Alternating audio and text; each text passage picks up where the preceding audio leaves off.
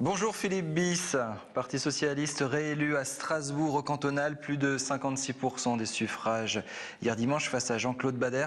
Élection très difficile, vous avez eu du mal à mobiliser, vous et tous les autres élus qui se sont présentés au cantonal. Bonjour Tanguy, oui effectivement c'est une élection qui tombait un peu au milieu de nulle part puisque tout le monde a déjà les yeux fixés sur les élections présidentielles. Est-ce que ça veut dire qu'en même temps les thèmes de campagne abordés, on le rappelle en conseiller général entre autres, ça aide à financer des établissements scolaires, ça n'a pas mobilisé, vous êtes trop loin des préoccupations des électeurs? Alors je ne dirais pas que nous sommes trop loin des préoccupations des électeurs, mais tout simplement que les électeurs ont du mal à saisir quelles sont les compétences du Conseil général, et c'est plus vrai encore en milieu urbain, à Strasbourg ou dans la communauté urbaine, qu'en milieu rural où le conseiller général est peut-être mieux identifié qu'ici. Alors plusieurs analystes soulignent ce matin que le PS est sorti de Strasbourg justement en gagnant des sièges, je pense à Illkirch entre autres.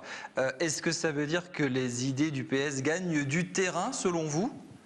Ça me semble absolument incontestable, effectivement, puisque nous progressons régulièrement à chaque élection cantonale. Cela tendrait à prouver que là où les socialistes sont en gestion, ils font leurs preuves et les électeurs leur accordent peut-être plus facilement leur confiance. Alors, pas de jaloux pour nos amis orinois, il y a également Cernay, Tannes, Hirzing, entre autres Neubrisac du côté socialiste. À l'inverse, l'Alsace reste très ancrée à droite. L'Alsace reste, pour partie en tout cas, une terre de droite, une terre à conquérir pour les socialistes et pour toutes les forces de progrès. Vous êtes élu à Strasbourg, il va être sympa le prochain conseil municipal avec Jean-Jacques Zell et l'écologiste dressé qui lui a piqué le siège. Ouais.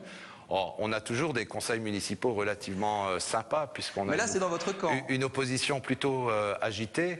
Je crois pouvoir dire que les choses, pour l'instant en tout cas, se passent assez calmement. Nous regrettons évidemment ce qui s'est passé sur le canton Gard et ce qui a pu arriver à Jean-Jacques Zell, qui a été un bon conseiller général. C'est peut-être une leçon à retenir pour l'avenir et que nous puissions avoir des discussions préalables qui évitent ce genre de catastrophe. Alors pour les téléspectateurs, Jean-Jacques Zell, PS, a demandé à Marie-Dominique Dressé, écologiste, de se désister en sa faveur. Elle ne l'a pas fait. Mathieu Kahn, Parti Socialiste également, appelle déjà à une union de la gauche. On rappelle déjà l'union, on prépare déjà le terrain pour la suite. Bien sûr, je crois que l'élection de dimanche, politiquement, dans l'analyse politique, n'est qu'une étape vers l'élection majeure que constitue la présidentielle de 2012. On l'a d'ailleurs bien constaté durant cette campagne.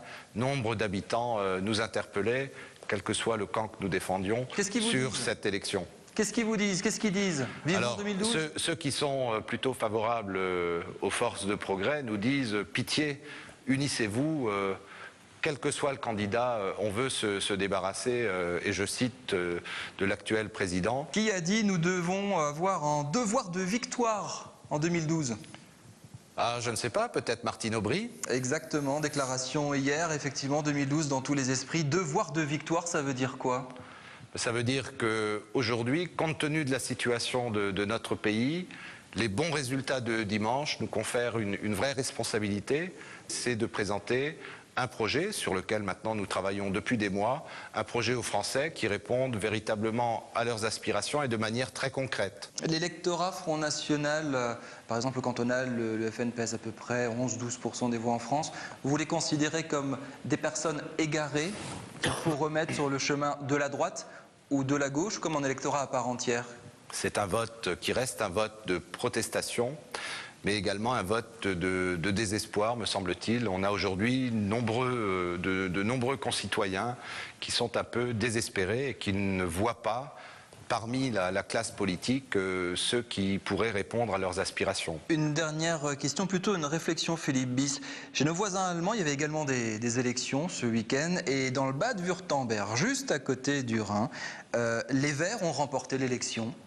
Ça vous fait penser à quoi? Est-ce qu'on peut faire le parallèle avec ce qui s'est passé à Strasbourg avec Marie-Dominique Dressé, où les Verts ont également remporté un siège? Est-ce que c'est la force d'avenir selon vous? Personnellement, j'ai toujours considéré que Europe Écologie Les Verts, puisque c'est comme ça qu'il faut les appeler maintenant, était un partenaire essentiel de la gauche. Ils ont une vraie plus-value sur un certain nombre de questions.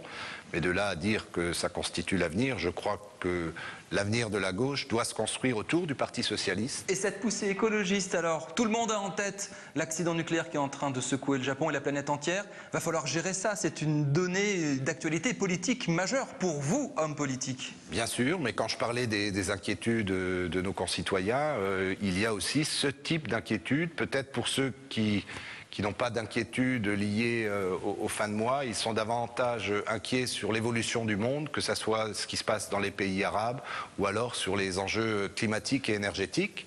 Et le Parti socialiste a d'ailleurs fait un pas sur ces questions, puisque Martine Aubry a évoqué la possibilité de sortir progressivement du nucléaire. Philippe Bis, merci beaucoup d'être passé sous le grill. Merci à vous.